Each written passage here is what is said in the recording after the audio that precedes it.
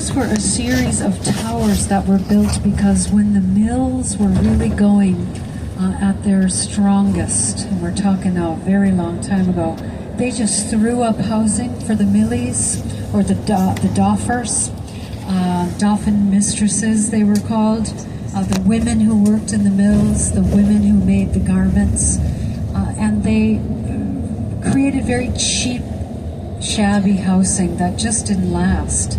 So they tore all the houses down and they built these apartment complexes to put, again, the people who worked in the factories were from the nationalist community, to put them in. And we're going to drive by one particular tower that used to be host to the British Army. They had to find a place to run their operations from that was not on the ground. It would be petrol bombed. It would be fired at all hours of the day or night. So they had to put it atop a building.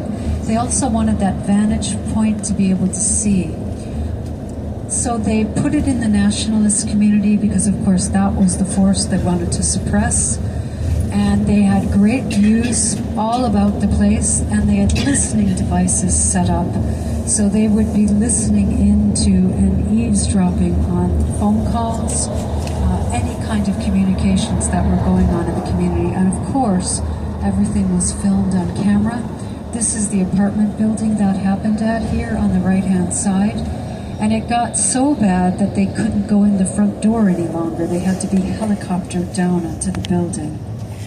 And now, thankfully, since the peace process, they got rid of all the listening posts, and they've kept a lot of the cameras, which is good in crime prevention, actually. But they got rid of the offices on the top 2 floors, plus the shed they built on top. Those are apartments now, and they also have a peace garden. This is the Falls. About 10,000 people live here still. You're going to see Irish signs in Irish, Gaelic. You will also see what's important to this community. You can look on the left, united in struggle for freedom and sovereignty.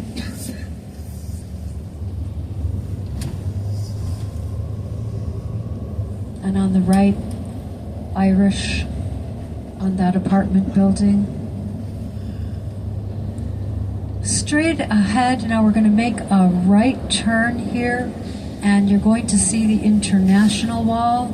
We'll see what murals are on it right now.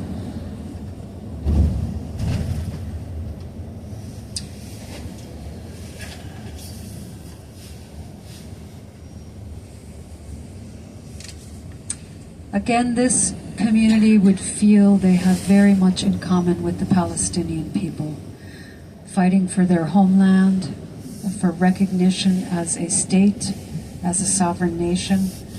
And they feel that if colonialism was happening on this island today, that they would be bombed as well. And there would have been many more deaths if those weapons were available to the English. So their hearts just really break for the Palestinians, because they've lost any semblance of infrastructure or a place to live or to send their kids to school or hospitals, all of it. There are also murals further up and a memorial garden, and it is for the nationalist Republican community to honor those who gave their life for the fight for Irish freedom here in the 6 counties, and especially in Belfast. We'll also see one in the Loyalist Unionist community. Everything is parallel. Everything you see here in the Falls Road community, you will see in the Shankill community. Except more flags maybe in the Shankill. They have begun to stop flying the tricolor here now. If you look back, you will see the wall again goes all the way down that side as well.